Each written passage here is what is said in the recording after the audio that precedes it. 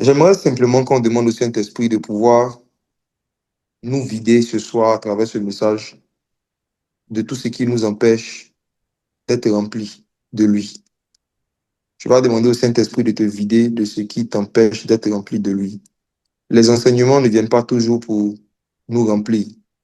Il y a des messages que Dieu envoie pour nous remplir. Il y a d'autres messages que Dieu envoie pour nous vider. Et on va mieux comprendre le sens de ce que j'ai dit tout à l'heure quand je vais commencer à ouvrir les Écritures. J'aimerais que tu pries, que tu demandes au Seigneur, tu dis, Seigneur, vide-moi ce soir de tout ce qui t'empêche de me remplir. Prions. Père de gloire, C'est que tu majestueux tu es, te tu es bénisses. puissant et nous t'aimons. Merci pour ton mouvement dans les nations, merci pour ton mouvement autour de nous. Il t'a plu à cette heure de la nuit de nous réunir de différents pays, de différents continents, autour du sang et du nom de Jésus, ton Fils. Maintenant, voici ma prière. De la même façon dont tu m'as vidé, Saint-Esprit, pendant des années, avant de commencer à me remplir de certaines choses, je prie que tu puisses vider tous les frères et toutes les sœurs qui ont en eux des choses qui t'empêchent de les remplir de la mesure de feu et de puissance que tu as prévue pour qu'ils puissent accomplir leur destinée. C'est au nom de Jésus que j'ai prié. Amen. J'aimerais qu'on lise Actes chapitre 10, le verset 38. Nous sommes là pour parler du feu et de la puissance pour le réveil spirituel, n'est-ce pas? Acte 10, verset 38. Ok, je lis. Mhm. Vous savez comment Dieu a oint du Saint-Esprit et de force Jésus de Nazareth, qui Mhm. allait de lieu en lieu, faisant du bien et guérissant tous ceux qui étaient sous l'emprise du diable, car Dieu était avec lui. Amen. Alors, voici le verset à partir duquel je vais commencer à dire tout ce que le Seigneur m'a inspiré de dire ce soir sur ce sujet. J'aimerais vous poser une question. Est-ce que vous savez comment Dieu a oint Jésus? Est-ce que vous savez comment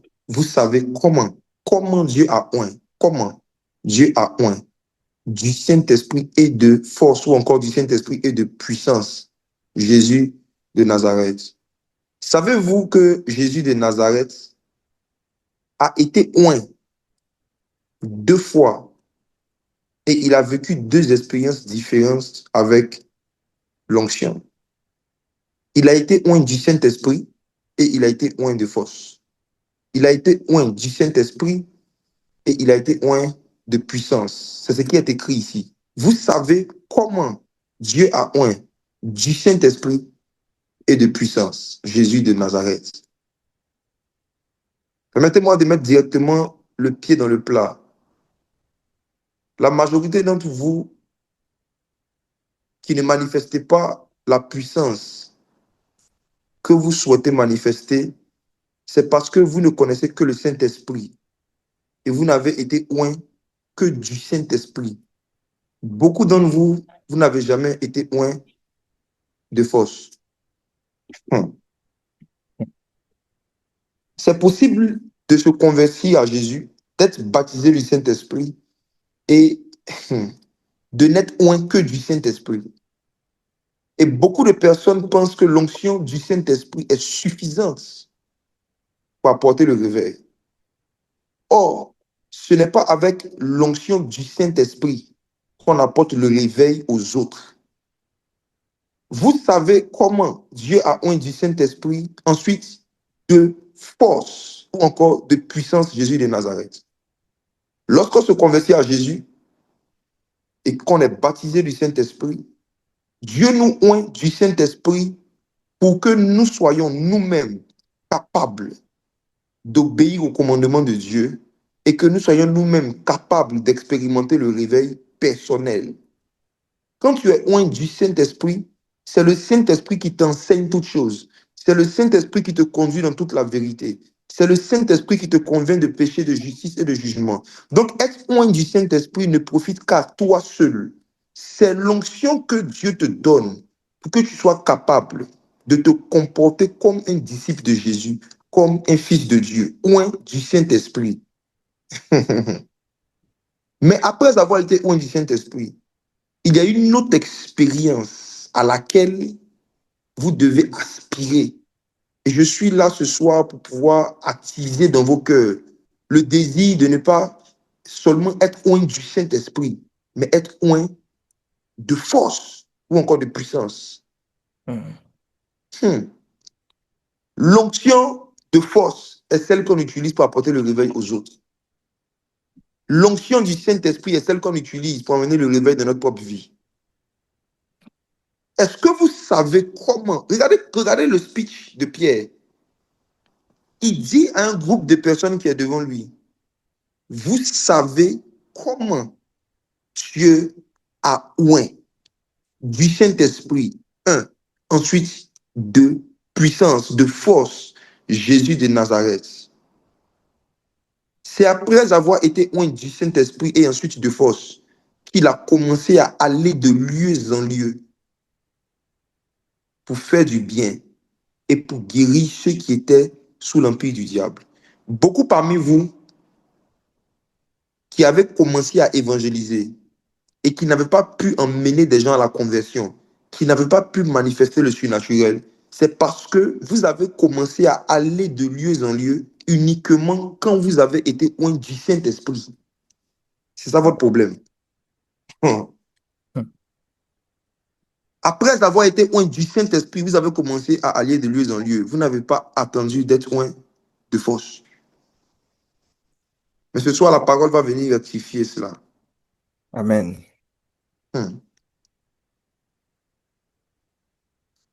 Je sens votre soif. C'est vrai que nous sommes derrière les ondes, mais je sens votre soif et votre désir de savoir comment être oint du Saint-Esprit et de force.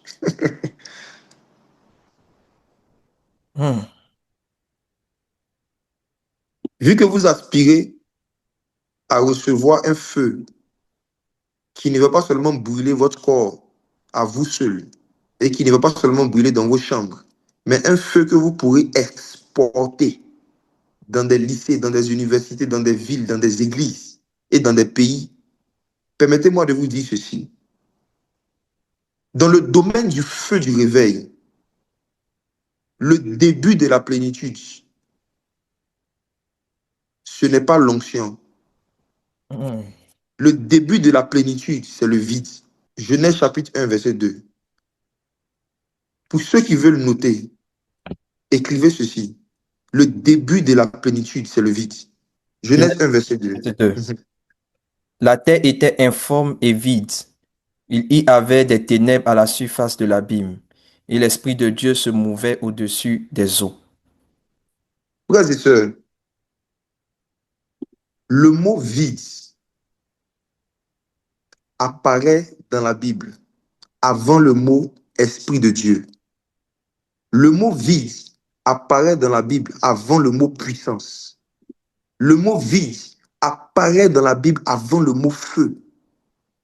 Avant de nous parler du mouvement de l'esprit, la Bible a d'abord mentionné le fait que la terre, à partir de laquelle Dieu t'a créé, était informe et vide. Et c'est après le vide qu'il y a eu le mouvement de l'Esprit de Dieu. Donc, je reprends ma phrase. Le début du mouvement de l'Esprit, le début de la plénitude de l'Esprit, ce n'est pas la manifestation de la puissance, mais c'est la manifestation du vide. Le vide, c'est quoi? Le vide, c'est qui?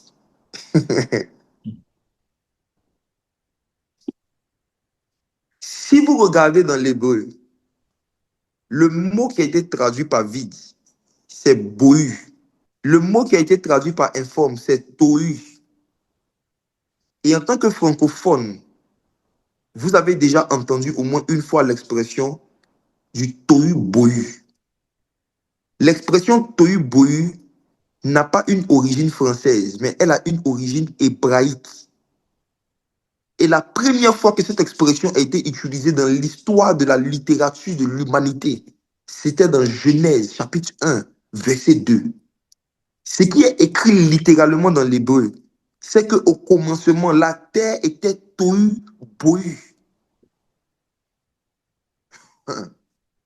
Mais la définition de tohu bohu que nous avons aujourd'hui, c'est beaucoup de bruit. En français, en général, quand on dit qu'il y a du tohu bohu, c'est-à-dire qu'il y a un vacarme, c'est-à-dire qu'il y a beaucoup de bruit.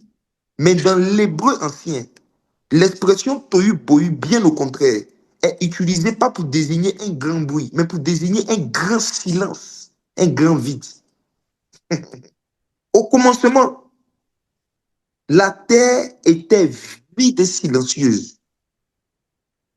Vide et silencieuse. Et c'est là que le mouvement de l'Esprit de Dieu a commencé. Pourquoi? Parce qu'il y a un mystère ancien sur la puissance. Écoutez ceci. La présence du vide attire la présence de la puissance de l'Esprit de Dieu. Chaque fois que Dieu veut emmener une certaine quantité de puissance, il doit au préalable créer une certaine quantité de vide.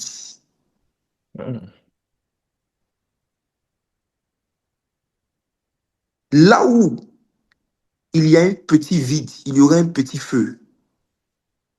Là où il y a un grand vide, il y aura un grand feu qui va descendre.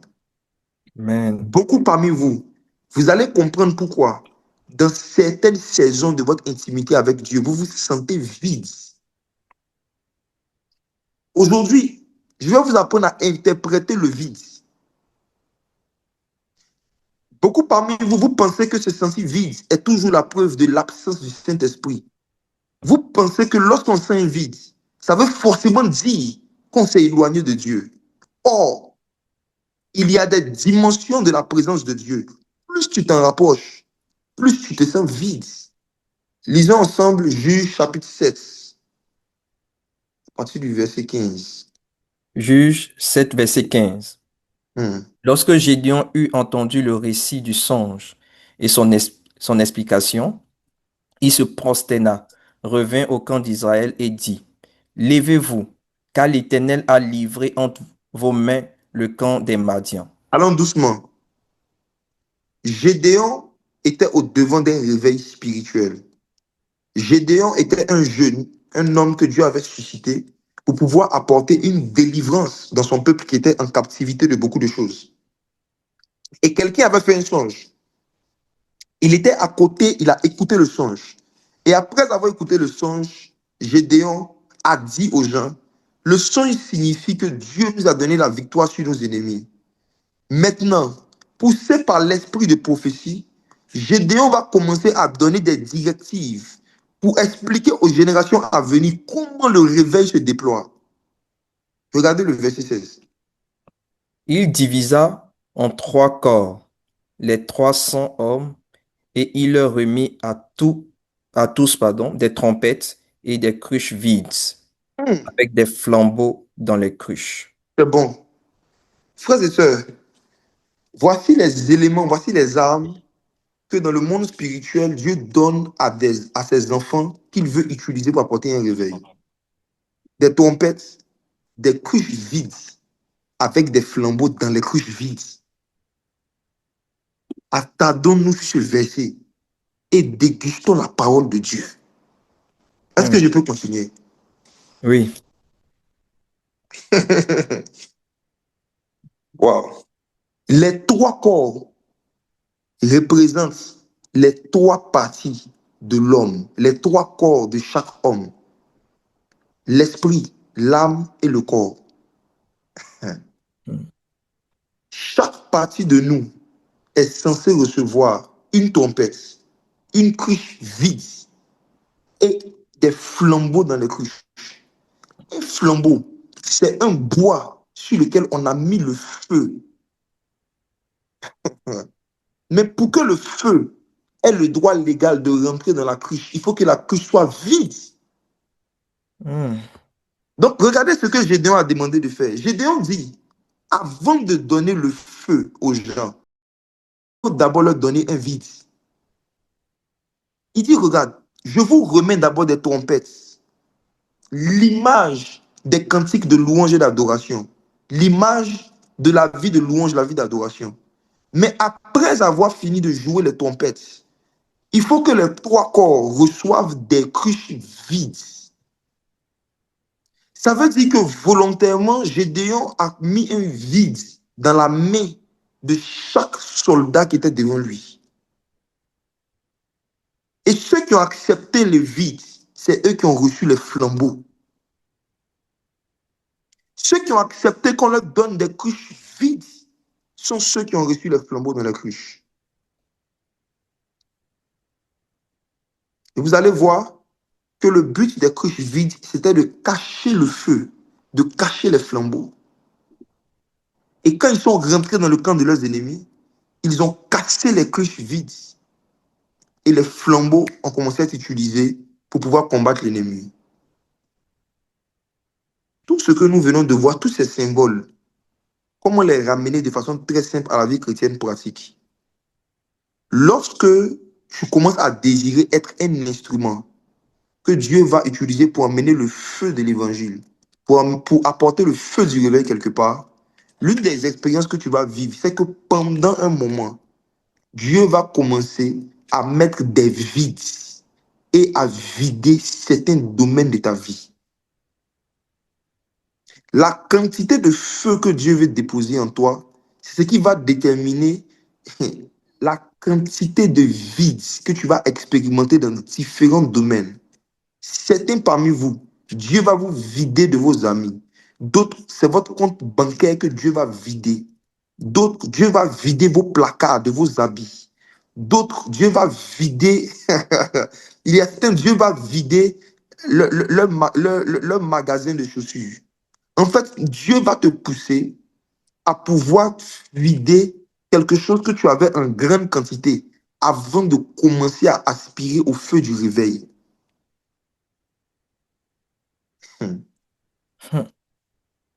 Et celui qui n'accepte pas le vide ne recevra pas le flambeau, ne va pas recevoir le bois en feu.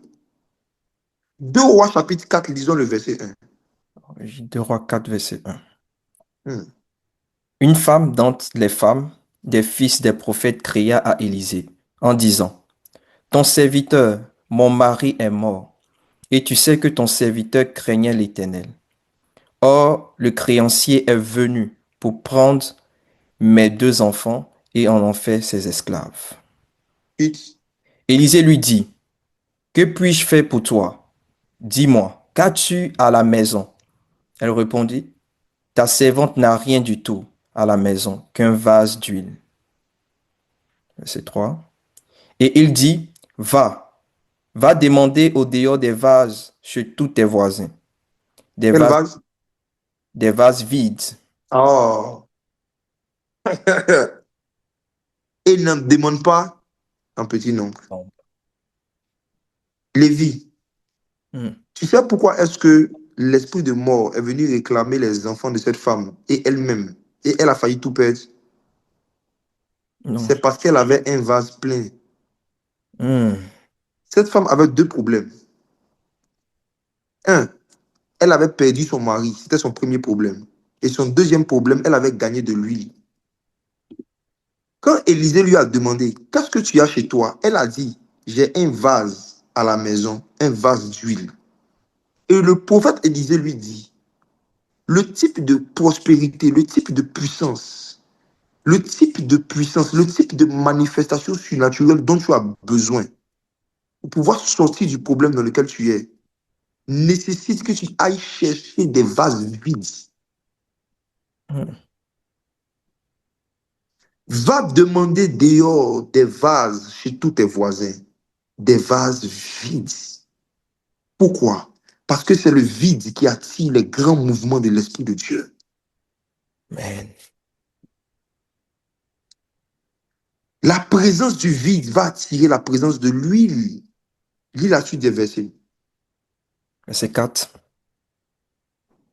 Quand tu seras rentré, tu fermeras la porte sur toi et sur tes enfants.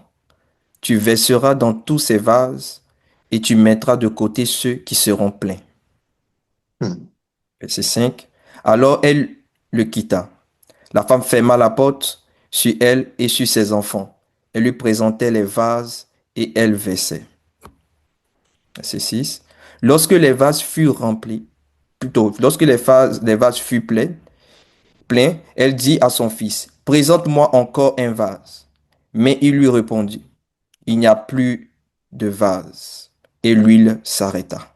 Regardez, l'huile ne s'est pas arrêtée parce qu'il n'y avait plus d'huile.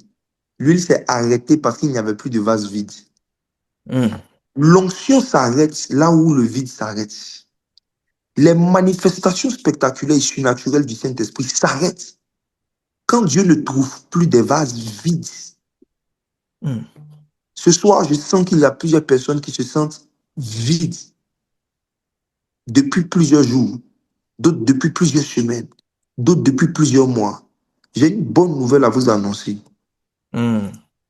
Votre vide vous qualifie pour devenir des vases d'huile. Amen. Amen. Souvenez-vous, lors des noces de Cana, il n'y avait plus de vin. Les gens qui étaient à la fête avaient besoin de vin. Lorsqu'ils ont envoyé des personnes vers Jésus, Jésus leur a dit de prendre 6 vases vides et de les remplir d'eau. Et c'est ces vases vides qui ont été utilisés par Jésus pour pouvoir étancher la soif des gens qui sont venus. Se sentir vide est une expérience normale dans le processus de la réception de l'onction. Hmm, Oh. Je dis cela d'abord pour rassurer ceux et celles qui ont l'impression que Dieu leur reproche quelque chose qu'il ne veut pas leur dire, qui ont l'impression que Dieu les a abandonnés, qui ont l'impression que le Saint-Esprit les a quittés parce qu'ils ne ressentent plus les mêmes sensations qu'ils avaient auparavant. Je vais vous apprendre avec les Écritures à ne pas interpréter vos vides comme étant des reproches de Dieu. N'interprétez plus vos vides comme étant des reproches du Saint-Esprit. N'interprétez plus vos vides comme étant un message indirect que Dieu veut vous faire passer pour vous dire qu'il vous a quitté. Bien au contraire. Parfois, quand Dieu vous fait vous sentir vide, c'est pour vous dire qu'il vous a eu. hmm, Suivez ceci. Le mot qui a été traduit par vide dans le livre de Genèse chapitre 1 au verset 2 a 4 définitions dans l'hébreu. Et ces 4 définitions, chacune parle de 4 types de vides par lesquels Dieu remplit de feu et de puissance ceux qu'il veut utiliser pour envoyer un réveil. Je reprends ma phrase, je rembobine. Dans l'hébreu, le mot qui a été traduit par vide, bohu, bohu a 4 significations. Et ces 4 significations sont 4 manifestations des vides que Dieu utilise pour remplir de feu et de puissance ce qu'il veut utiliser pour le réveil. Bohu a 4 significations. Et nous allons étudier les 4 significations et chacun sera éclairé sur ce qu'il vit en ce moment, ou ce qu'il a déjà vécu, ou ce qu'il va vivre dans les jours à venir. Hmm. Première signification de Bohu, c'est le vide zéro. Pour ceux qui notent, étudions les 4 types de Bohu qui attirent le feu et la puissance, qui attirent l'onction. 1. Le vide zéro. Pour ceux qui notent, écrivez 1. Le vide zéro ou la force qui dort dans la mort.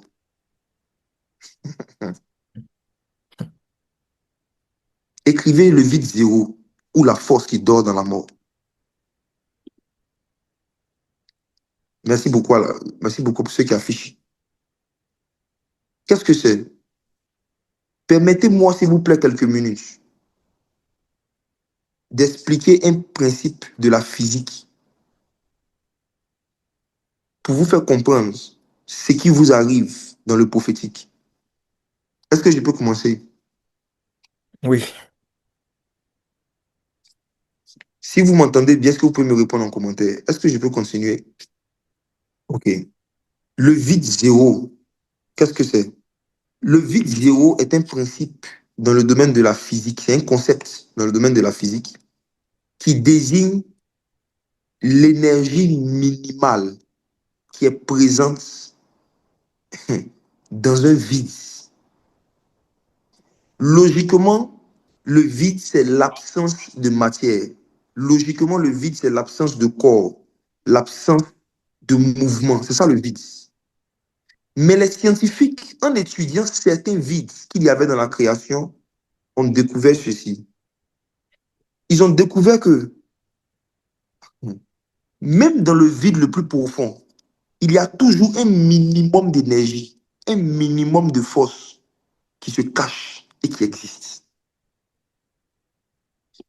Ils ont vu que même dans l'absence de matière, quand par exemple vous regardez le ciel, quand le ciel est très noir, vous pouvez avoir la forte impression qu'il n'y a rien dans le ciel.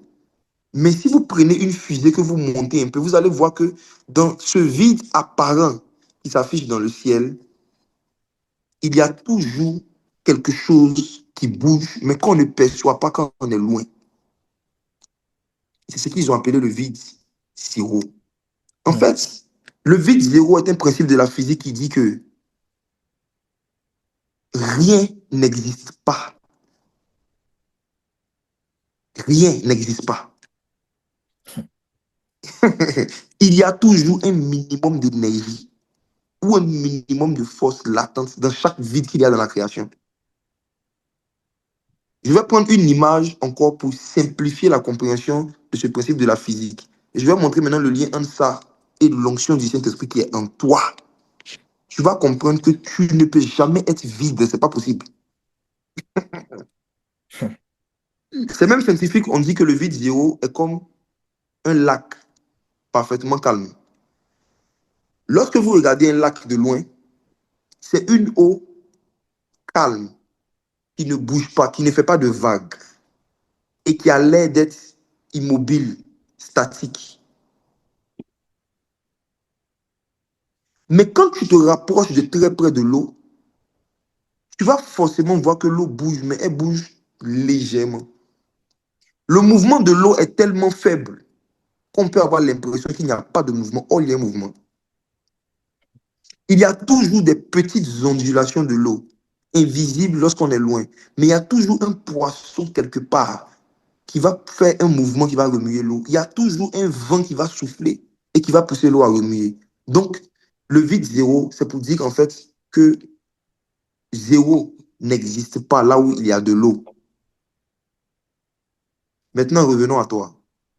Jésus a dit que celui qui croit en moi, des fleuves d'eau vive couleront de son sein, comme Hmm. le dit l'Écriture. Le jour où tu as reçu Christ, et je parle vraiment à ceux qui ont reçu Christ, et je parle de ceux qui ont reçu Christ. Christ est en toi. Tu as reçu le Saint-Esprit en toi. Et le Saint-Esprit en toi est l'eau de vie. Il y a des fleuves d'eau vive à l'intérieur de toi. De ce fait, si tu as le Saint-Esprit, même quand tu sens un vide, tu es loin du Saint-Esprit. Hmm. Le vide zéro n'existe pas non plus dans le monde spirituel.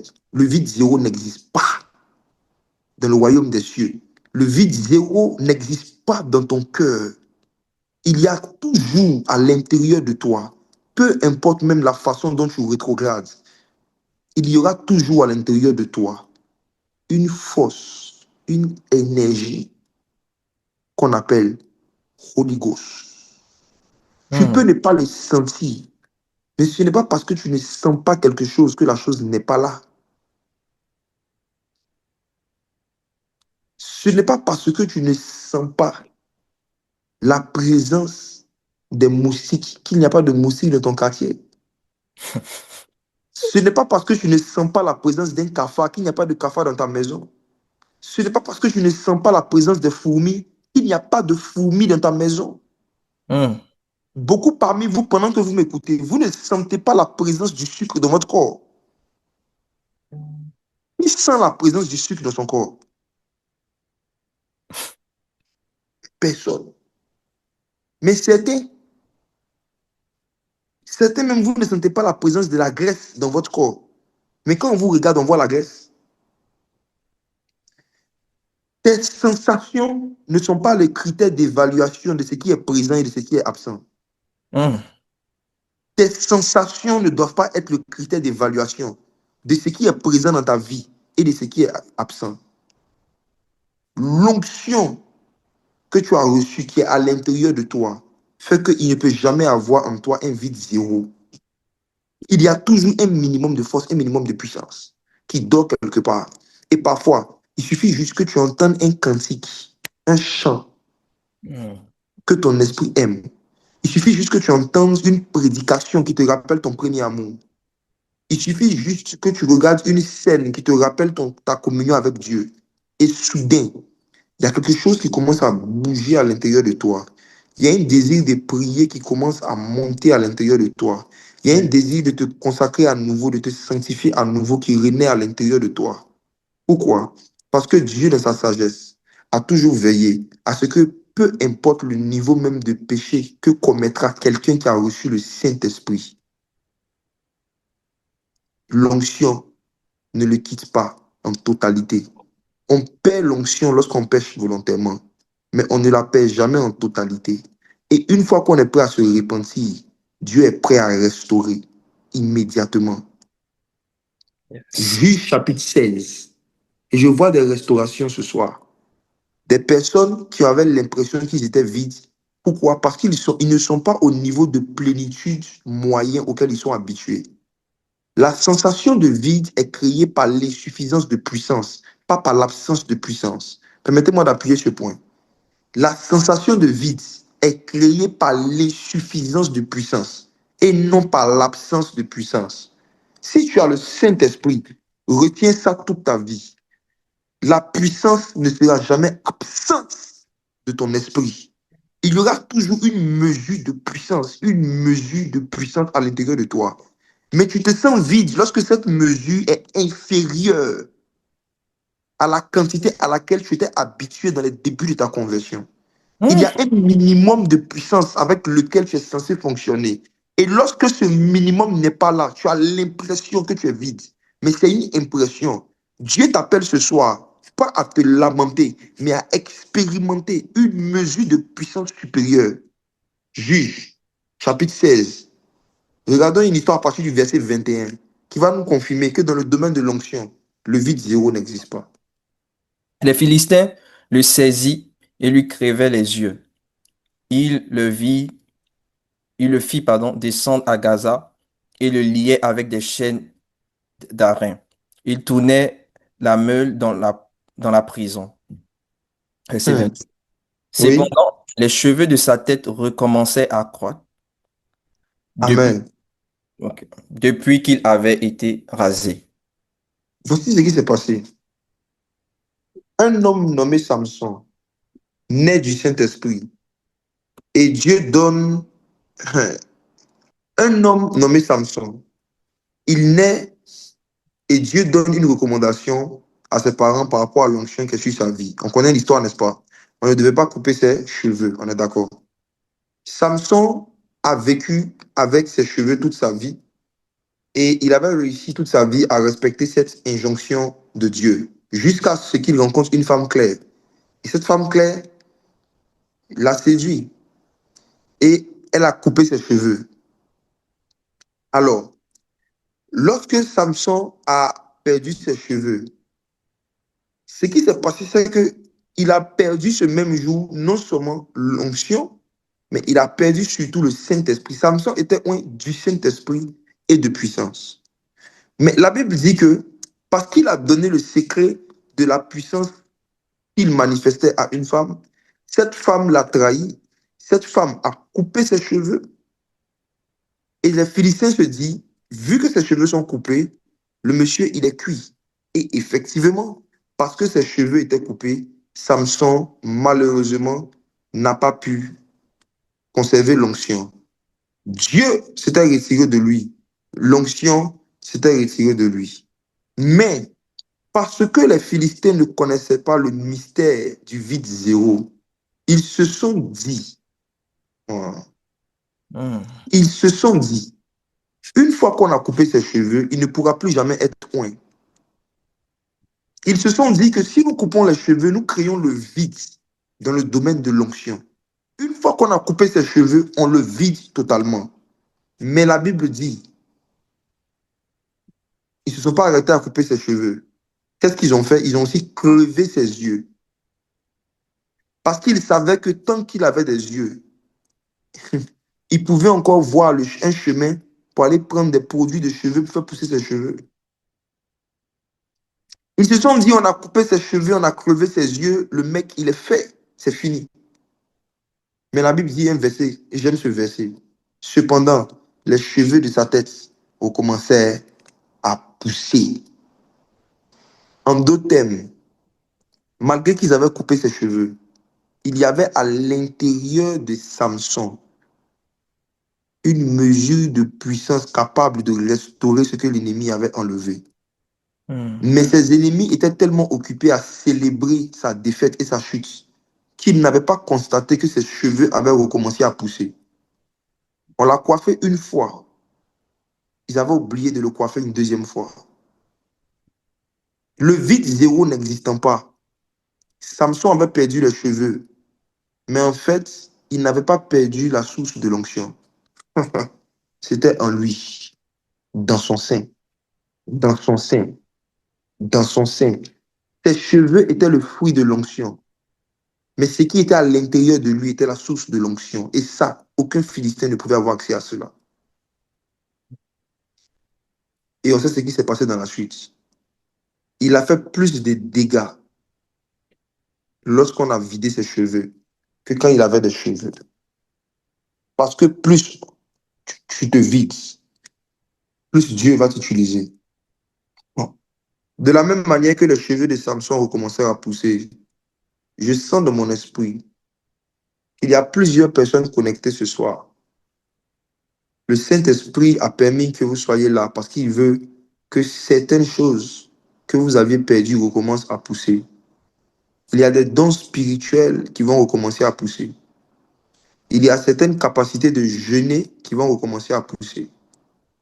Il y a certaines capacités de méditer longtemps la parole de Dieu qui vont recommencer à pousser dans la vie de plusieurs parmi vous après ce programme. Le Saint-Esprit a permis que vous passiez par un temps de vide parce qu'il voulait vous donner une nouvelle plénitude. Hmm.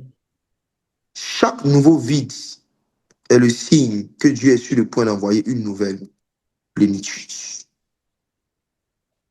Ah. On ne remplit pas ce qui est déjà plein. Voici. La deuxième signification du mot bohu dans l'hébreu, c'est nul. Donc pour ceux qui notent, vous allez écrire numéro 2, le nul ou la capacité de se sentir incapable. L'une des façons dont Dieu nous qualifie pour recevoir des mesures de puissance inhabituelles, c'est en nous faisant expérimenter un type de vide qu'on appelle le nul ou encore la capacité de se sentir incapable. Ah. Est-ce qu'on peut lire 1 Corinthiens chapitre 1, versets 26 à 29? 1 Corinthiens 1, 26. Considérez, frères, que parmi vous qui avez été appelés, il n'y a ni beaucoup de sages, selon la chair, ni beaucoup de puissants, pardon, ni beaucoup de nobles. Verset 27. Mais Dieu a choisi les choses folles du monde pour confondre les sages. Dieu a choisi les choses faibles du monde pour confondre les fortes. Hmm. Verset 28. Oui. Dieu a choisi les choses viles du monde et celles qu'on méprise, celles qui ne sont point pour réduire à néant celles qui sont. Verset 29. Hmm. Afin que nulle chair ne se glorifie devant Dieu. Afin que nul, cher, nul, dis avec moi nul, cher. Nulle chair. Lévi, est-ce que tu es une chair? Ouais. C'est que tu es nul. Hmm. Tous ceux qui ont une chair sont nuls. Toute les créatures qui ont une chair sont nulles. Même si tu as un doctorat, à partir du moment où tu as une chair, tu es nul. Même si tu es un ingénieur, à partir du moment où tu as une chair, tu es nul. Hmm. Même si tu as un bac plus 54, à partir du moment où tu as une chair, tu es nul. Mm. Permettez-moi d'expliquer le vide qu'on appelle nul. Comment est-ce que Dieu, pour qu'il puisse donner une certaine quantité de puissance à des personnes pour les utiliser pour le réveil, il faut d'abord qu'il leur donne la révélation de leur nullité. Il faut que ces personnes soient profondément conscientes que Dieu prend des choses nulles, Dieu prend des choses vides pour confondre les fautes. Beaucoup parmi vous, Dieu n'arrive pas à vous utiliser, pas à cause de vos péchés, mais à cause de vos diplômes. Mm. Vous êtes trop brillant pour être oint de force. Vous êtes trop conscient de vos succès professionnels, de vos succès scolaires, de vos succès universitaires pour recevoir la puissance, l'onction qu'on appelle la force. Si jusque-là, tu n'étais pas disposé, dispose-toi bien. Voici. Il y a un homme qui s'appelait Moïse. Moïse a expérimenté le deuxième type de vide dont j'aimerais qu'on étudie le cas de Moïse comme un cas pratique de le vide qui conduit au feu du réveil. Le vide qu'on appelle nul. La capacité de se sentir incapable. Hmm. Acte chapitre 7, verset 22. Acte 7, 22. Moïse Mhm. fut instruit dans toute la sagesse des Égyptiens, et il était puissant en parole et en œuvre. C'est 23. C'est bon. Oh, c'est bon. Moïse fut instruit dans toute la sagesse égyptienne. Il était puissant en parole et en œuvre. Saviez-vous, mes frères et sœurs, qu'avant de rencontrer le feu, Moïse était très instruit dans toute la sagesse égyptienne. Ça veut dire que toutes les écoles, toutes les universités, tout le système éducatif égyptien, il était passé partout. Et il avait réussi avec succès. Il était puissant en parole et en œuvre et en actes. Moïse était rempli de l'instruction du monde, de connaissances intellectuelles. Il était rempli de la sagesse égyptienne qui symbolise aujourd'hui la sagesse du monde, les diplômes, le savoir, la formation académique, professionnelle, universitaire. Moïse a connu toutes ces choses. Et parce qu'il était rempli de beaucoup de compétences qu'il avait acquis dans le système éducatif de son temps, regardez ce qui s'est passé.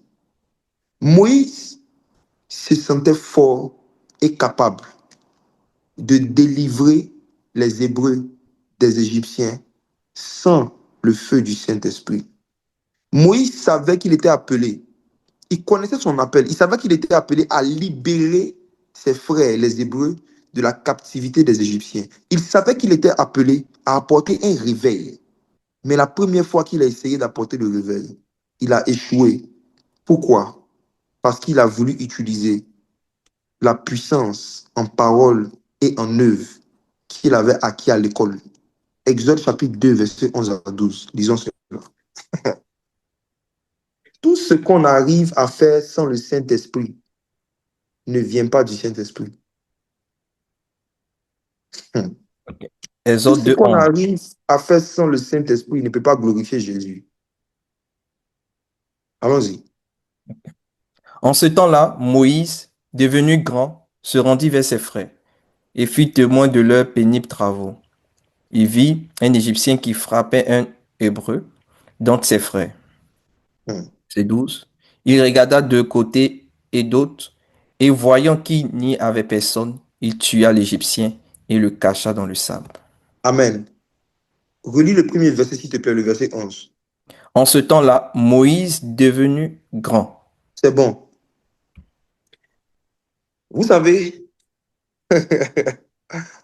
Moïse, sans le Saint-Esprit, sans le feu du Saint-Esprit, a essayé d'aller libérer ses frères, qui est l'image d'apporter un réveil, qui est l'image d'essayer de chasser les démons, essayer d'emmener des gens à la conversion. Il a essayé de faire ces choses seul. Pourquoi? Parce qu'il était devenu grand. Voici son problème. Le Seigneur Jésus a appelé ses disciples un jour et il leur a dit, si vous ne devenez pas comme des petits enfants, vous n'allez pas rentrer dans le royaume des cieux. Il est en train de leur dire que dans le royaume des cieux, la croissance se mesure dans la capacité de devenir petit. Hmm. Dans le royaume de Dieu, on mesure la croissance de quelqu'un dans sa capacité à ne jamais devenir grand. Quand Moïse n'était pas devenu grand, il attendait le secours de l'Éternel. Mais quand il est devenu grand, il a décidé d'utiliser sa grandeur, sa sagesse égyptienne. Il était puissant en parole, ça veut dire qu'il était très éloquent. Il a décidé d'utiliser sa formation militaire, sa force, pour commencer à tuer les ennemis. Et ça lui a créé des problèmes. Dieu voulait lui donner un feu. Et c'est avec ce feu-là qu'il était censé apporter le réveil. Mais pour que Dieu puisse lui donner le feu, il fallait que Dieu l'emmène dans le vide, que Dieu le vide, qu'il se sente nul. Il fallait que Moïse, d'un homme instruit dans la sagesse égyptienne, se sente un homme nul. Il fallait que Moïse soit plus conscient de sa nullité que de ses capacités. Et je vous assure, lorsque tu as eu la grâce d'aller à l'école, il est difficile d'être capable de se sentir incapable. Lorsque tu as eu la grâce d'avoir certains succès, il est difficile d'être capable de se sentir incapable de faire certaines choses dans l'œuvre de Dieu. L'une des façons dont c'est facile de reconnaître les personnes dans le corps de Christ, qui ne sont pas vides d'eux-mêmes, c'est des gens qui ont mal lorsqu'on ne sollicite pas ou on ne félicite pas leurs capacités. À partir du moment où tu te sens capable par toi-même de faire quelque chose, cela montre que tu n'es pas rempli du Saint-Esprit. Et cela prouve que si tu ne te répands pas, tu ne le seras jamais véritablement. La dimension de l'onction dans laquelle tu opères actuellement n'est rien comparée à celle que Dieu t'aurait donnée si tu avais la capacité de te sentir incapable. Pour donner cette capacité de se sentir incapable, ou encore la capacité de se sentir nul à Moïse, Dieu a dû prendre 40 ans dans le désert. Ça a pris 40 ans à Dieu pour convaincre Moïse qu'il était nul. Moïse devait quitter le palais, aller dans un désert, un endroit vide. Ensuite, rencontrer un homme qui va lui donner comme métier le fait d'être berger, de surveiller des moutons. Et Moïse devait surveiller des moutons pendant 40 ans jusqu'à ce qu'il accepte qu'il était nul. Et quand Dieu a vu que Moïse, enfin, s'est vu comme quelqu'un de nul, il a mis sur le chemin du feu. Beaucoup parmi vous, vous êtes loin du Saint-Esprit parce que vous avez reçu le Saint-Esprit. Mais vous risquez de ne jamais être loin du feu parce que vous vous sentez intelligent, vous vous sentez diplômé, vous vous sentez cultivé, vous vous sentez émancipé, vous vous sentez cartésien, vous vous sentez très smart. Et souvent même dans vos cœurs, dans le secret de vos cœurs, vous dites à votre âme, oh mon âme, moi, on ne peut pas se foutre de moi, hein. Je suis très smart, on ne me marche pas sur les pieds. Moi, il est difficile de me rouler dans la farine. Toutes ces choses dont vous vous vantez dans vos cœurs est la raison pour laquelle vous allez tourner en rond dans le désert pendant longtemps et vous n'allez pas croiser le feu. Vous allez tourner en rond dans les églises. Vous n'allez pas connaître le feu et vous n'allez pas être capable d'envoyer le feu dans des villes, dans des quartiers, dans des écoles, dans la vie des gens, dans des familles. Pourquoi? Parce que je vais devenir maintenant très profond. Dans le monde spirituel, chaque manifestation de Dieu a la forme d'un chiffre. Suivez-moi maintenant. Lévi, Oui. chaque expérience que tu veux vivre avec le Saint-Esprit dans le domaine de l'onction a la forme d'un chiffre. Hmm. Comme nous sommes en train de parler du réveil, tu sais quel est le chiffre dans la Bible qui symbolise le réveil, dans toute la Bible? C'est 10. Je vais le prouver. 10. Dans le monde spirituel, le feu, c'est Christ. Et Christ a dit, je suis le premier. Ou encore, je suis le numéro un. Ah. Tous ceux qui cherchent le feu pour apporter le réveil sont en train de chercher Christ dans sa forme un, afin de s'associer avec lui pour apporter un réveil. Dans le royaume de Dieu, chaque nouveau mouvement de l'esprit, chaque action de la puissance de Dieu qui apporte la stabilité et la prospérité surnaturelle est symbolisé par le chiffre 10. En fait, 10 est le chiffre du réveil. Donc, écoutez ce que je vais expliquer. Quand tu veux que Dieu, que Christ passe par toi pour apporter un réveil, c'est que tu veux devenir nul. Tu veux devenir zéro. Et c'est ce zéro qui va s'associer au un Hein? qui est Christ et qui va apporter maintenant une stabilité spirituelle dans la vie des gens. Je prouve cela avec les Écritures. Suivez-moi. Lantos efali ando plan de Javiawa. Dieu veut envoyer un réveil en Égypte. Dieu est un.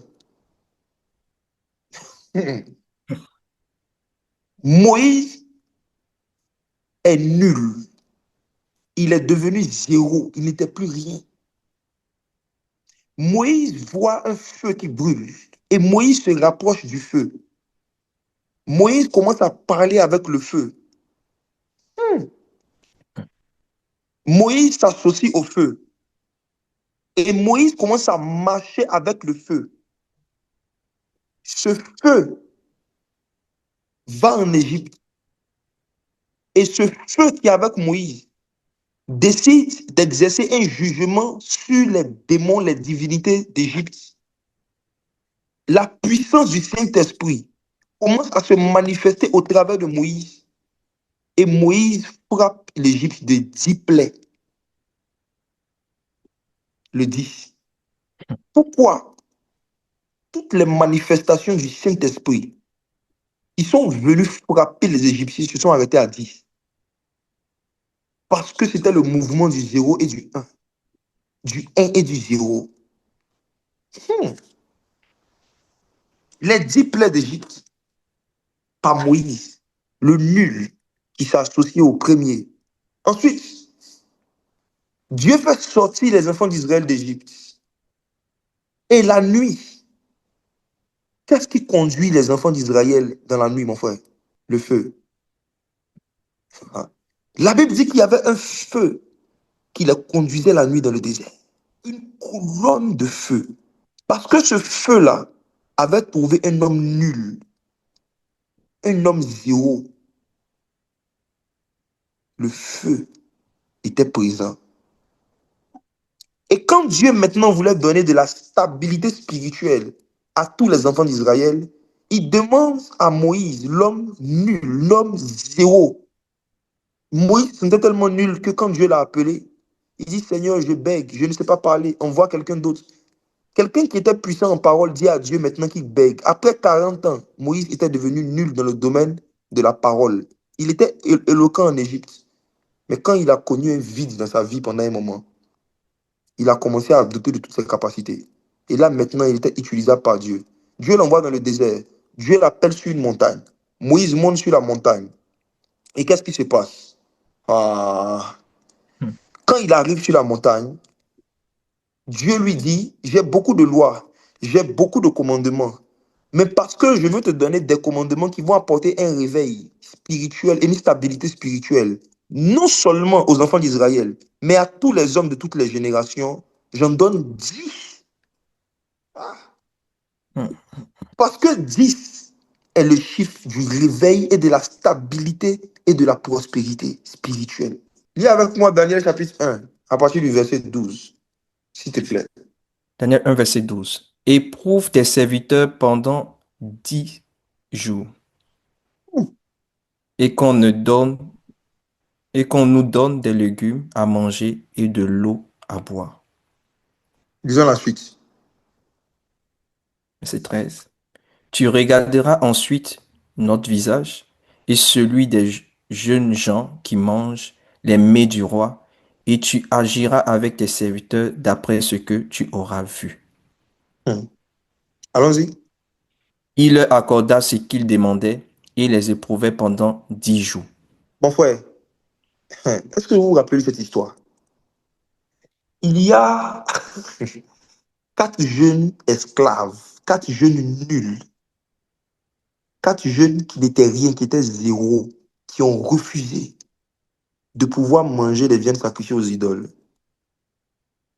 Et celui qui était chargé de gérer leur nourriture leur a dit, si je ne vous donne pas la même nourriture que le roi donne à tout le monde, vous risquez d'avoir une mauvaise mine. Physiquement parlant, vous risquez d'être en mauvais point. Et lorsque le roi va vous voir, le roi va nous demander des comptes. Donc, s'il vous plaît, laissez-nous vous donner la nourriture sacrifiée aux idoles. Et la Bible dit que Daniel, connaissant la mathématique prophétique, Daniel, connaissant le chiffre qui déclenche un réveil, Daniel, connaissant le chiffre qui donne accès au surnaturel, il savait que Dieu est un. Même quand Dieu a donné le commandement à Israël, il a dit, écoute Israël, Adonai Elohenu, Adonai Ehad. Ça veut dire, le Seigneur, ton Dieu, est un. Toute la foi des Juifs était basée sur le fait que Dieu est un. Et si l'homme accepte qu'il n'est rien, si l'homme accepte qu'il est zéro, en ce moment, l'homme accède au 10. L'homme s'associe à Dieu, ça fait 10. Et 10 donne accès au surnaturel. Daniel réfléchit et Daniel dit, on est en train de nous persécuter avec de la nourriture des démons. C'est une opportunité pour nous de grandir dans le prophétique. Qu'est-ce qu'on va faire? On va demander aux gens de nous laisser jeûner pendant 10 jours. Hmm. Daniel a fait un type de jeûne. Un jeûne à fruits, un jeûne à légumes. Daniel a décidé, avec ses amis, de faire seulement des jeûnes, de manger seulement des légumes et des fruits pendant 10 jours. Et la Bible dit quoi au verset 15, Daniel 1? Verset 15. Au bout de 10 jours, il avait meilleur visage et plus d'embonpoint que tous les jeunes gens qui mangeaient les mets du roi. Verset 17, la conséquence. Verset 17. Dieu accorda à ces quatre jeunes gens de la science, de l'intelligence dans toutes les lettres, de la sagesse, et Daniel expliquait toutes les visions et tous les songes. C'est un chiffre de combien qui a donné accès à toutes les visions et tous les songes à Daniel. 10. C'est après avoir fait un type de jeûne pendant 10 jours que Daniel et ses amis ont reçu la puissance, le feu, pour interpréter toutes les visions, tous les songes. Écoutez-moi, notre génération, il y a très peu qui vont accéder à des puissances et des grandes dimensions prophétiques et de puissance. Parce que beaucoup de gens jouent avec le chiffre 10. Partout où Dieu a placé un 10, il y a une autorité et un niveau de spiritualité supérieur pour ceux et celles qui pratiquent tout ce qui est rattaché à 10. Je vais aller encore plus loin. Jésus, dans Matthieu 25, doit donner une parabole par rapport à la venue de l'époux. Et comme nous le savons, Jésus n'est pas polygame. Jésus a combien d'épouses, mon frère? Il a une seule épouse. Mais pourquoi, quand il doit donner la parabole des vierges qui attendent la venue de l'époux, il nous parle de combien de vierges? De 10 vierges. Pourquoi? Expliquez-moi. On est d'accord pour dire que dans cette parabole ici, il s'agit bel et bien de l'époux en question, c'est Jésus. Et nous savons que Jésus a une seule épouse. Mais pourquoi, voulant donner une parabole, parlant de lui en tant qu'époux, Jésus parle de 10 vierges? Je vous expliquerai ça lors de la prochaine conférence en juillet. Ce n'est pas le sujet de ce soir, méditez dessus. Mais prenez encore Luc chapitre 19. Luc chapitre 19. Luc 19. Ok, verset 1. Lisez à partir du verset 12 à 13.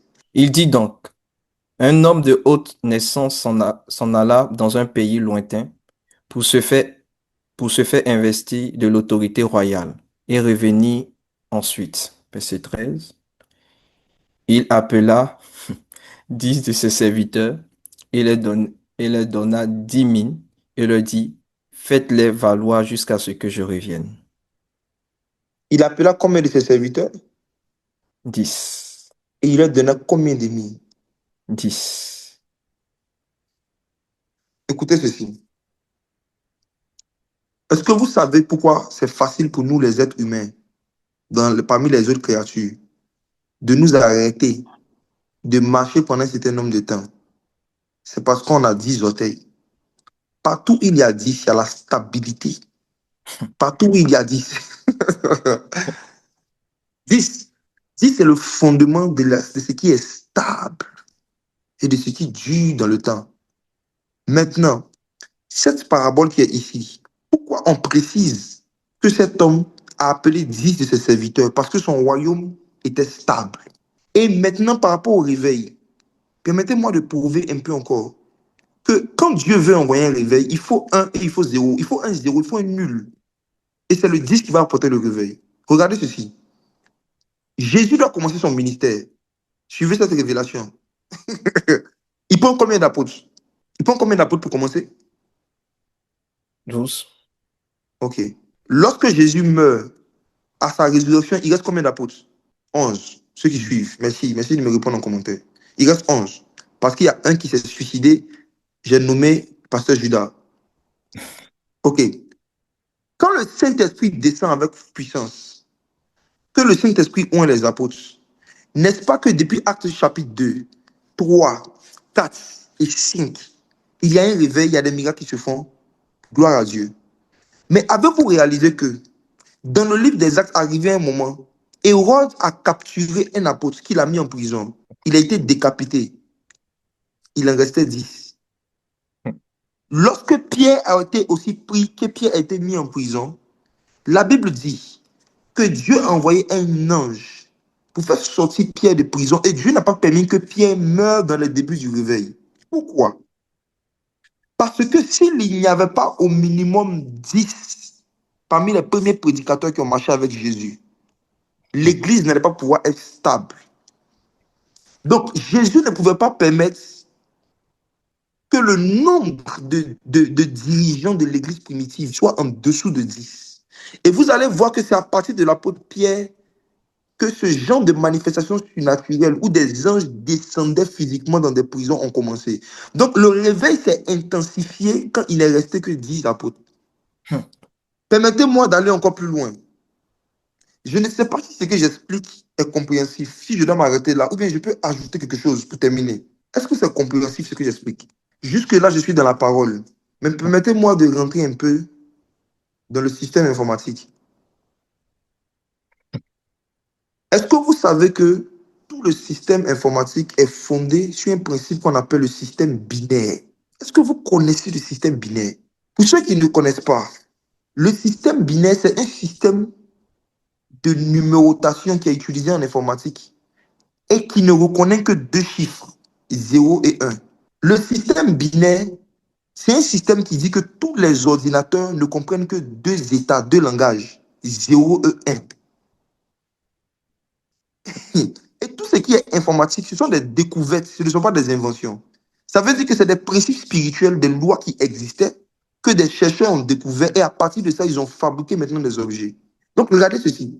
Le système ne reconnaît que 0 et 1. Pourquoi? Est-ce qu'il y a une informaticien qui m'explique ça? Est-ce que vous savez que même les smartphones, les réseaux, les images numériques qu'on voit, tout ce qu'on fait, le système informatique le transforme en deux chiffres, 0 et 1. Le nul et le premier. Bref, je ne vais pas venir faire un coup de maths ce soir. Ce système-là, informatique, est un système prophétique ancien. Et c'est celui qu'on retrouve dans le domaine de la dîme.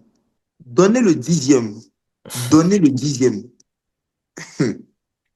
de quelque chose qu'on reçoit à Dieu, ce n'est pas pratiquer une loi de Moïse, c'est pratiquer une loi informatique. Il y a ceux et celles qui donnent le dixième de leur revenu sur la base de ce qu'ils connaissent de Moïse. Et il y a ceux et celles comme Abraham qui ont existé avant Moïse, qui ont existé plus de 400 ans avant Moïse et qui donnaient déjà la dîme à Melchisédek. Pas sur la base d'une loi, mais sur la base d'une révélation d'un système binaire. 10 est le fondement de tout ce qui est stable et inhabituellement prospère. 10. Partant de tout ceci, Dieu est un. Donc, toi, tu dois être quoi? Zéro. Si tu veux que Dieu t'utilise puissamment, comment tu dois te voir? Comme zéro. Et pour clore, le Seigneur Jésus a dit, lorsque vous finissez de faire un travail, dites-vous en vous-même, je suis un serviteur quoi? Nul. Un serviteur inutile. Beaucoup Hmm. de chantres, de prédicateurs, de prophètes, de pasteurs, d'apôtres et de docteurs ne pratiquent pas dans leur cœur ce commandement du Seigneur Jésus qui consiste à constamment se voir comme inutile, inutile, inutile, inutile, zéro, zéro. Jésus dit, quand vous aurez fini de faire une œuvre qu'on vous a confiée, n'oubliez jamais de dire à votre esprit, tu es zéro, tu n'es rien. C'est parce que des gens ne se disent pas ça qu'ils cherchent des awards. Quand tu vois quelqu'un qui sert Jésus et qui cherche des récompenses, votez pour moi, votez pour moi, votez pour moi. Il ne se voit pas comme un serviteur inutile. Il se voit comme un serviteur tellement utile qu'il faut le récompenser. Je pense que l'une des plus grandes séductions de l'église évangélique moderne actuelle, c'est de vouloir organiser des récompenses de serviteurs inutiles. Si au moins on faisait un concours pour voir qui est le plus inutile parmi nous, ça aurait du sens. Comment est-ce que des zéros se battent pour devenir des héros? C'est parce que les gens ne veulent plus être zéros, ils veulent être des uns, que Dieu se retire. Parce que chaque fois qu'il y a 11, le Saint-Esprit s'absente. Hmm. C'est lorsque Judas s'est suicidé que Jésus est mort après. Quand les apôtres sont devenus 11, l'Esprit de Dieu a quitté la terre. Quand il y a deux numéros un dans l'église, quand il y a deux un, Dieu se retire. Dieu est un et il est à l'aise là où il y a le zéro. Dieu n'aime pas les 11, il aime le dixième. Et pour qu'il y ait 10, il faut que les gens acceptent d'être rien. Hmm. Tout se passe dans le cœur. Ce n'est pas ce que les gens disent de vous qui est important, c'est ce que vous pensez de vous-même. Comment vous vous voyez? Comment vous vous voyez? Si tu veux garder l'onction pendant longtemps, il faut décider de devenir incrédule et insensible à tous les compliments que les gens te lancent quand tu manifestes l'onction. Tu es oint, tu es fort, tu es puissant. Oh, homme de Dieu qui est comme toi. Il n'y a personne d'autre que toi. Aucun n'est comparable à toi. Sois exalté, sois magnifié. Hmm. Je ne crois pas tout ce qu'on dit de bon sur moi. Je ne crois pas en cela. Il n'y a rien de bon en moi à part Christ. Hmm. Il n'y a rien de bon en moi à part Christ. Rien. Parce que beaucoup de personnes n'acceptent pas d'être traités comme s'ils étaient zéro. Dieu ne peut pas leur donner le feu du réveil. Frères et sœurs, quand Dieu vous appelle à transporter un grand feu du réveil, il va vous faire passer par une étape de votre vie, un moment de votre vie. Vous allez compter que pour du beurre, pour des gens que vous avez aidés. Vous allez être traité comme si vous étiez zéro, comme si vous n'existez pas. C'est un sentiment désagréable pour la chair, mais c'est utile pour l'esprit. Hmm. Il y a un moment de ta vie où il faut qu'il n'y ait personne qui se souvienne de toi, personne qui ne parle de toi, personne qui cherche à avoir de tes nouvelles. C'est le Hmm. processus de l'acquisition du feu. Quand Moïse a quitté Égypte, ses parents ne sont pas allés le chercher. Jésus de 12 à 30 ans, Jésus de 12 à 30 ans, de 12 à 30 ans, qui a parlé de lui? Personne. On n'a aucune trace de ce qu'il faisait de ses journées. Pourquoi? Parce qu'il était zéro. Hmm. Il était zéro. Le désir d'être connu, c'est le désir de ne pas avoir l'onction. Le désir d'être connu, c'est le désir de ne pas avoir l'onction. J'ai peur pour cette génération de jeunes prédicateurs qui commencent leur ministère devant les caméras. J'ai peur pour eux. J'ai peur pour cette génération de prédicateurs qui manifestent une petite onction, même pas encore des choses inhabituelles ou spectaculaires, mais qui sont déjà des révérends, des archibishops. Certains même ont porté le titre apôtre trop tôt. Pourtant, l'apôtre Paul, quand Jésus lui est apparu, on dit qu'il était avec les docteurs et les prophètes. Il n'a pas porté ce titre d'apôtre dans les débuts de son ministère. Paul, il a fait ses preuves d'abord en tant qu'un membre d'église ordinaire, ensuite en tant qu'un prophète et docteur, et arrivé à un moment, il est rentré dans son apostolat. Aujourd'hui, la facilité avec laquelle les gens s'octroient certains titres qui ne viennent même pas de leur père spirituel, c'est-à-dire que ce n'est pas ton père spirituel qui t'a dit que tu peux maintenant t'appeler comme ça, font que beaucoup de jeunes sont en train de se suicider, mais en évangélisant. Il y a une femme pécheresse qui avait un parfum rempli, une bouteille remplie de parfum, n'est-ce pas, très cher. Mm. Elle est venue vers Jésus, elle a fait le vide, elle a cassé le parfum, la bouteille s'est vidée. Jésus dit, à cause de ce qu'elle a fait, comme elle s'est comportée comme quelqu'un qui est nul, elle a pris ses cheveux pour essuyer les pieds de Jésus. Ça veut dire qu'elle ne donnait plus de la valeur à ses cheveux. Elle voyait ses cheveux comme du n'importe quoi. Jésus dit à cause de cela, partout où l'évangile sera prêché dans le monde entier, on va parler de cette femme. Mm. Mais il y a un apôtre qui s'appelle Matthias. Tout ce qu'on sait de lui, c'est qu'il s'appelait Matthias. Il est resté inconnu et méconnu de sa génération, de notre génération. On sait juste qu'il s'appelait apôtre Matthias. Mais la femme pécheresse, elle n'avait pas de titre, mais elle avait une histoire. Dans le domaine du réveil, ce ne sont pas les titres qui sauvent les âmes, ce sont les histoires vécues avec Jésus. Il y a des gens qui ont des titres, mais qui n'ont pas de témoignage. Il y a des gens qui ont des titres, mais qui n'ont pas l'onction. Il y a des gens qui ont des titres, mais je les appelle la génération de Matthias. On les a nommés, mais dans le fond, ils n'ont pas de nom. Mes frères et sœurs, acceptez deux choses.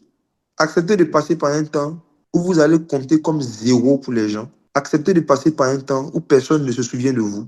Personne ne vous accorde une attention particulière. Personne ne vous accorde une affection particulière. Personne ne vous montre que vous êtes spécial pour lui. Ça fait partie des étapes qui mènent au feu du réveil. Il n'y a personne parmi nous aujourd'hui qui sommes au devant des réveils qui n'avons pas ce genre d'histoire. Moi, je me rappelle mon frère Lévi, que pendant plusieurs années, quand j'étais adolescent, la seule personne qui m'envoyait des messages, c'était Move. Tu connais Move? Oui, oui. Move, c'est un réseau ivoirien en Côte d'Ivoire. J'étais abonné au réseau et chaque jour, Move m'envoyait des messages pour me dire, il y a promotion. Hein. Move m'écrivait pour me dire, regarde, aujourd'hui, il y a bonus, 100%. Pardon, viens faire transfert. Réduction, 50%. C'était que Move qui m'écrivait. À un moment, mon frère, j'avais la forte impression d'être en relation avec Move.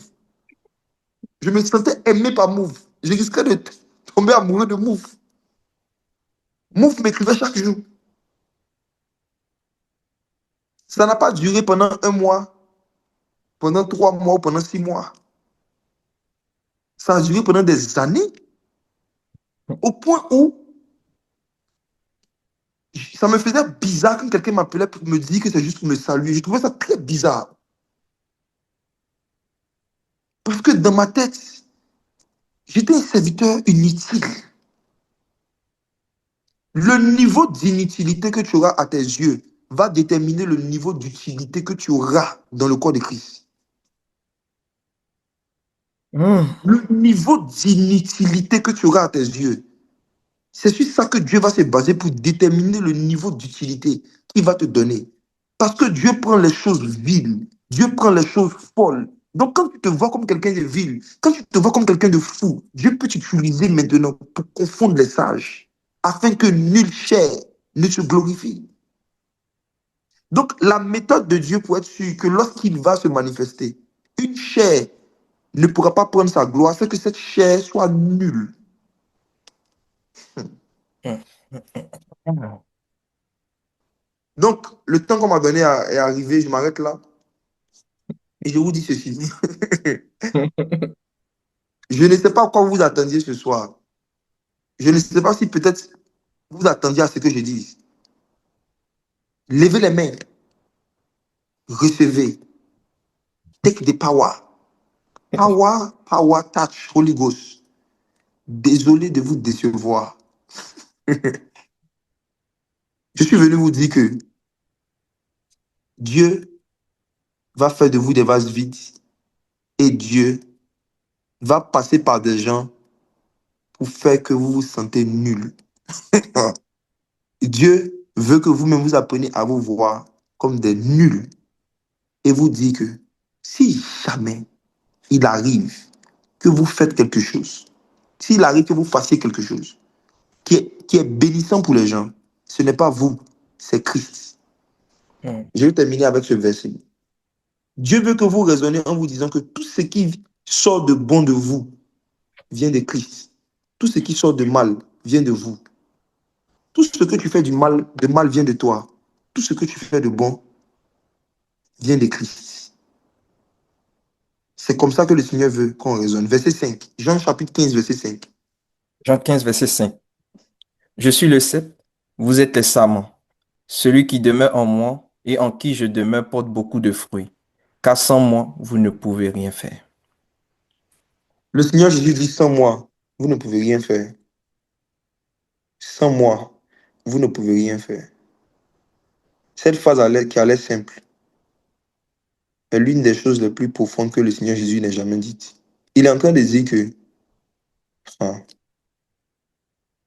il faut que dans nos cœurs et dans nos esprits, on se dise que si nous arrivons à faire quelque chose, surtout dans l'œuvre de Dieu, surtout pour les âmes, si nous arrivons à faire quelque chose sans Jésus, sans sa puissance, c'est que cette chose n'est rien.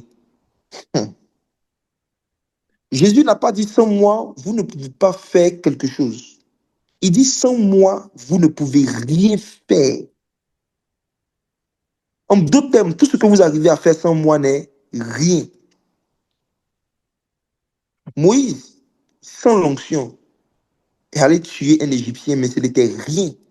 Ce meurtre qu'il a commis n'a pas apporté la délivrance de tout le peuple, parce qu'il avait tué sans Jésus. Ce n'était pas Dieu qui lui avait demandé de tuer quelqu'un. Tout ce qu'on fait sans Dieu, sans l'onction, ce n'est rien.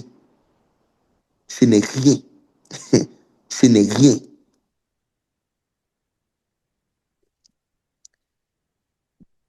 Un désir authentique d'être loin vient de notre conscience qu'on est nul.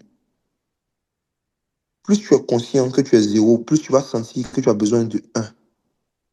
Plus tu es conscient que tu es zéro, plus tu vas sentir ton besoin du feu.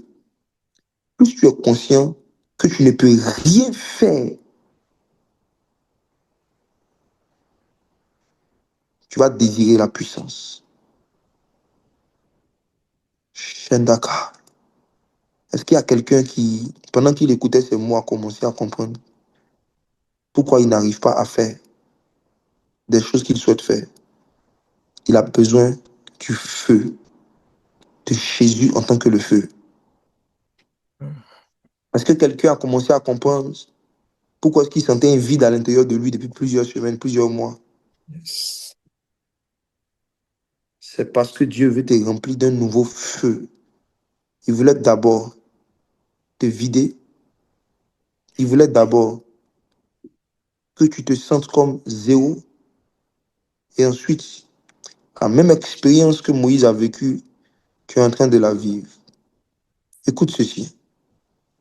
Ce n'est pas pendant une prière que Moïse a reçu le feu. C'est pendant une conversation. Personne n'a prié pour Moïse. Quand Dieu voulait, le jour du buisson ardent, communiquer un feu à Moïse qu'il allait utiliser pour aller apporter le réveil, Dieu ne lui a pas demandé de se mettre à genoux. Dieu ne lui a pas demandé de jouer une musique particulière. Vous allez remarquer que ce soir, je suis sans musique. Je vais faire exprès. Parce que ce soir, ce n'est pas une prédication, c'est une conversation. C'est une conversation entre vous et le feu. Je ne suis pas en train de vous prêcher des informations. Je suis en train de vous transférer des esprits. Jésus a dit, les paroles que je vous ai données sont esprit et vie. À chaque fois que pendant que tu m'écoutais, tu as senti un feu qui brûlait dans ton cœur, C'était un esprit de réveil, un ange qui travaille dans le domaine du réveil, qui est en train de se rapprocher de toi. Jésus, le jour de sa résurrection, a parlé aux disciples sur le chemin d'Emmaüs. Et lorsqu'il a disparu, ils ont dit, notre cœur ne brûlait-il pas au-dedans de nous pendant qu'il nous expliquait les Écritures? Pendant que j'expliquais les Écritures, il y a plusieurs parmi vous. Vous avez senti une chaleur, certains au niveau de leurs mains, d'autres au niveau de leurs pieds, d'autres ont senti une chaleur au niveau de leur tête. Certains, pendant que j'étais en train d'expliquer les Écritures, ont commencé à sentir un feu au niveau de leur poitrine. Pendant que je suis en train de parler, je peux voir plus de 260 personnes qui sont en train d'être embrasées par le un, parce qu'ils ont dit, je suis zéro. Plusieurs personnes qui, parce qu'ils ont admis qu'ils sont nuls, ont commencé à se rapprocher de celui qui remplit tout en tous. Gitapanda la vadiyavada. Escapanda la plainda plaide escapaliava. Parce que ce soir, tu as reconnu ton incapacité. Dieu va te donner l'onction pour que tu sois capable de te sentir incapable, même quand tu vas faire des choses surnaturelles. Je vous assure, c'est facile de dire je ne suis rien quand on ne prophétise pas avec précision. C'est facile de rester conscient qu'on n'est rien quand on ne fait pas encore des miracles. C'est facile de dire qu'on n'est rien quand on ne manifeste pas une puissance qui choque les gens. Mais mes frères et sœurs, la capacité de se sentir incapable, quand Dieu sera en train de manifester sa capacité au travers de vous, c'est une onction. L'onction que je sens ce soir, c'est une onction qui va vous aider à vous rappeler que vous n'êtes rien, que Jésus est tout. C'est une onction pour être capable de continuer à glorifier Jésus, de continuer à célébrer Jésus, de continuer à toujours élever Jésus, à toujours rappeler Christ. Peu importe les exploits, peu importe les prouesses que vous allez faire dans le domaine du réveil. Puisque parmi vous, vous serez puissamment utilisés par le Saint-Esprit de cette génération. Dans différents pays où vous êtes, Dieu, le feu, est juste en train de chercher un zéro, un nul, à qui il va s'additionner pour faire sortir les gens de la captivité. Et il a trouvé certains parmi vous. Mais comme Moïse, il doit vous faire passer par des étapes qui vont vous vider de vous-même. Tes diplômes t'ont rempli. Tes tableaux d'honneur t'ont rempli. Les compliments et les acclamations des hommes t'ont rempli. Le salaire que tu touches chaque mois te remplit d'une assurance qui n'est pas fondée sur la présence de Dieu, mais qui est fondée sur ton salaire à 5 chiffres, à 6 chiffres. Dieu veut changer le fondement de ton assurance dans la vie. Il veut que tu te dises, je puis tout, pas à cause de mon travail. Je puis tout, pas à cause de mon assurance santé. Je puis tout, pas à cause de mon salaire, mais je puis tout par Christ qui me fortifie. Lantuan descapi à l'avante valia. Je prie pour vous qu'à partir de ce soir, une nouvelle vision de vous-même et de Jésus vous soit communiquée par l'onction. Que Dieu change votre façon de vous voir et votre façon de voir le Christ qui est en vous. La sou qui divaille l'empôme de plat de car. Seigneur Jésus, merci pour ta grâce. Merci pour cette introduction ce soir, pour ce premier soir que tu nous donnes de passer ensemble. Merci pour cette personne que tu es en train de transformer par le renouvellement de l'intelligence. Merci pour ces cœurs que tu es en train de préparer à un déversement de feu. Merci pour ces vases vides dans lesquels tu mettras des flambeaux comme au temps de Gédéon. Je prie, Père, que ce message les marque à jamais.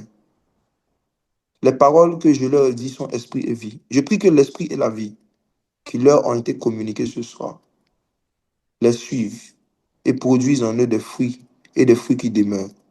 C'est au nom de Jésus que j'ai prié. Amen. Amen. Amen. Amen. Amen.